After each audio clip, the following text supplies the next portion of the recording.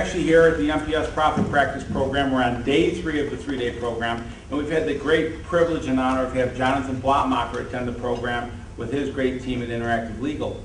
And so one of the things that we have for all of you here in the program is Jonathon's agreed to share his thoughts and insights about the future of the law practice, and he's agreed to do that in 30 minutes, so we can enjoy the rest of our lunch.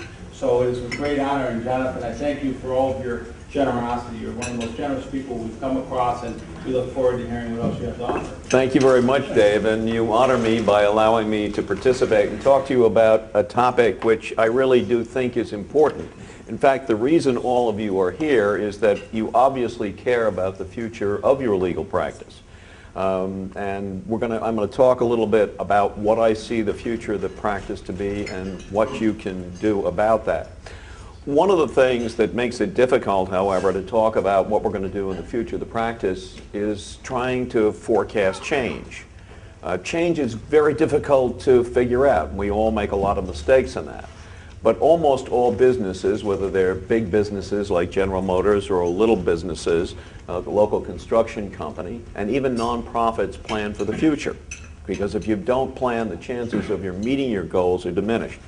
And in my experience, most lawyers really don't plan. I mean, they may say, I know I'm going to need money in 2 weeks for the rent or to pay my secretary or something like that. But making the kind of long-range plans that businesses typically do, I've never found law firms doing. But in any event, we've got to kind of forecast the future.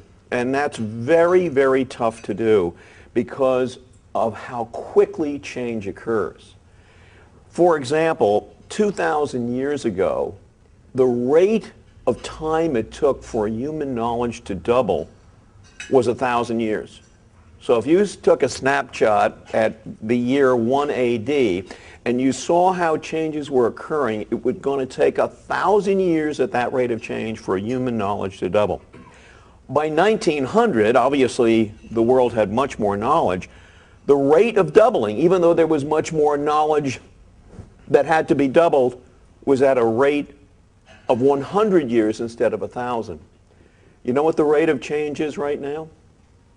I think of all we know compared to 1900, but the rate of change now is every 18 months, which means in 36 months, 3 years from now, the world will have 4 times the knowledge that it has today.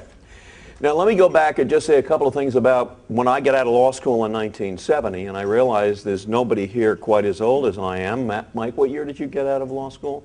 72. 72, so it wasn't that terribly different. But when Mike and I got out of law school, the state of the art for a lawyer in producing documents, which is typically what you do for clients, was all done by electric typewriter. Now there was a great advance called the Ibm Selectric Typewriter because that allowed you, if you made a mistake, to actually back up, hit the wrong key again, and hit the right key, and you didn't have to pull a piece of paper out of the typewriter and rip it up or use whiteout or something like that. And I'm going to tell you, this was a remarkable advance. I mean, people were just couldn't believe how phenomenal it was that you could back up, hit the wrong key again, it would disappear miraculously, and then you could hit the right key and go on. Then in 1976, when I was writing my first book on carryover basis, which of course we have a modified system of, and I'm going to get to that in a minute, all of a sudden I saw this remarkable thing called word processing. Now let me tell you how that got going. There was the chairman of Milbank, the fellow who told me that it might even be unethical for lawyers to plan. He in the 1950s had gone to IBM and said, you know how you have these IBM punch cards? Is anybody here old enough to know what an IBM punch card is? Well, back in the old days, when you ran a computer, you had small, they were about 3 by 9 inch thin cardboard cards with one corner cut out so you'd know the proper way to stack them. And that's where the numbers went. And you might have them up to 6 or 8 feet high. And those IBM punch cards would run through the computer, extracting the number information, and then they could use it to manipulate it, multiply, divide, do algorithms or anything else. And Fran went to IBM and said, look, instead of putting numbers on these IBM punch cards. I want you to put words and sentences. And I want you to put in the order that the sentences will make the paragraphs in the document, and then the paragraphs will be arranged so that the document is there. So instead of going to an old document that I worked on before, the one that my mind tells me is closest to what I need right now, and then making a photocopy of it and then marking it up by hand and giving it to my secretary who's going to type it all from anew, even if I'm only changing the middle part of it or the end part or whatever, it has to be completely retyped. I want you to just let me change the cards that need to be changed. I can take out 100 or 10 or 80 IBM punch cards, put in the new sentences, and I'll have a new document. And they said, Mr. Musselman, you're joking, of course. No one would ever want anything like that, and we will not do it. Well, Fran went back in the mid-1960s and asked again, and they said, okay, Mr. Musselman, we'll do it. We're going to charge you full boat. We're not going to give you any discount. And oh, by the way, sign this document which says, if there is any commercial viability to this, and we're confident it isn't, we own it and you don't.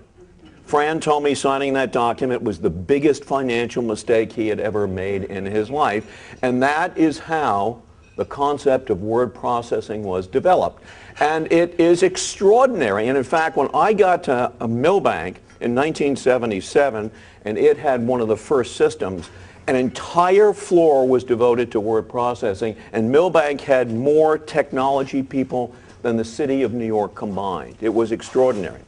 And almost every day, lawyers and even businesses from around the entire world would come to Milbank and see the system that Fran had built.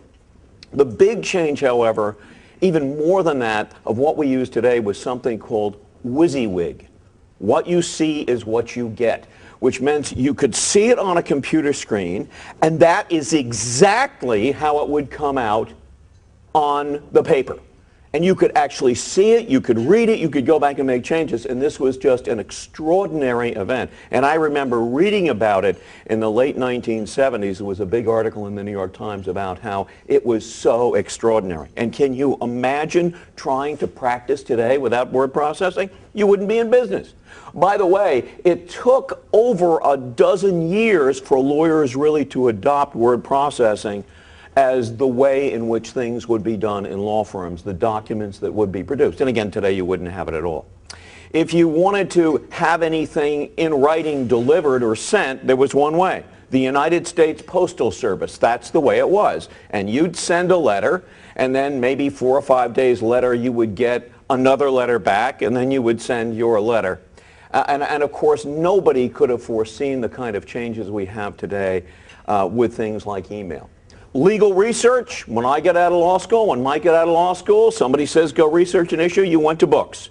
And typically you'd go to a book and you'd look up in the index using some sort of legal principle like contract and oral contract with a minor or whatever it is, and you'd go down and then you'd start reading the book hoping you'd find something that related to your issue. And then you'd find a case and you'd go read that case, and it didn't answer the question, but maybe there were other cases cited in there, and then you'd look at those.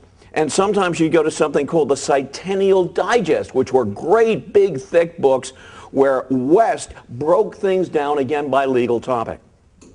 In 1972, when I got back out of the Army, I was the 7th person in the United States to learn Lexis, and it was extraordinary. And again, can you imagine today having to go back only to books as a way to research? And the kind of thing I want to tell you is you cannot afford to get behind the change curve.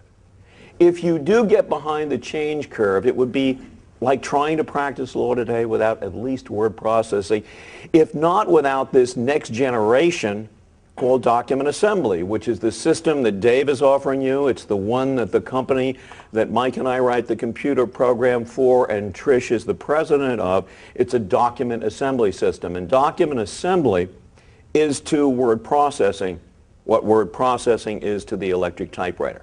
And you've got to get with it, because if you get too far behind the curve, you're not going to be able to compete.